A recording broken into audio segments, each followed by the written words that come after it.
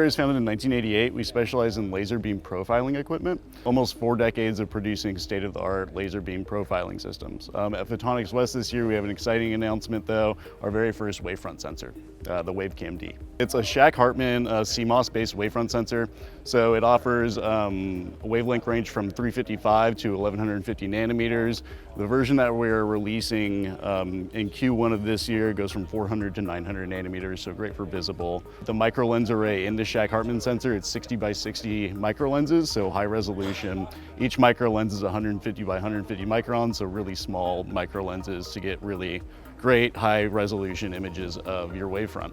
Additionally, it's USB 3 port powered, so you have one cable for both power and data. You don't have to worry about any power supplies. It's also compatible with C-mount components, so any C-mount components you want to screw directly to it, no problem at all. Also compatible with our C-mount ND filters as well as our magnetically mounted ND filters. The software is really easy to use, so at the top middle of the software there's a nice little raw image output of your beam or light source, whatever you're actually looking at. The bottom middle you'll have a reconstructed wavefront.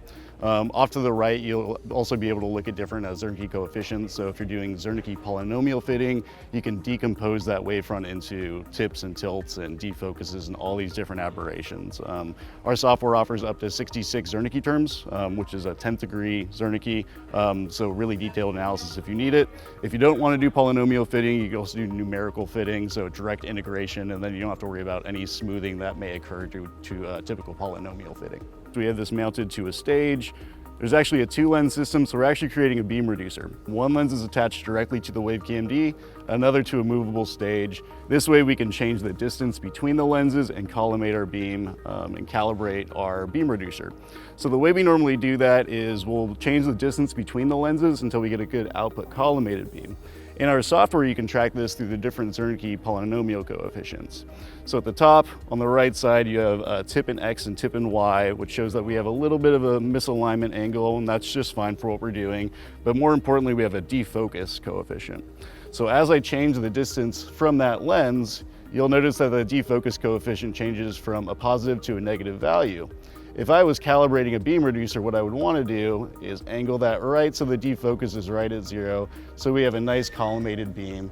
At that point, I would lock down the 2 lenses, and now I have a perfectly collimated beam, a well-calibrated beam reducer. This is just a simple example of what you could do with something like this. For example, you could quantify other wavefronts from different lens systems, but the most important takeaway is that this is a nice, flexible, and quick way of measuring wavefronts.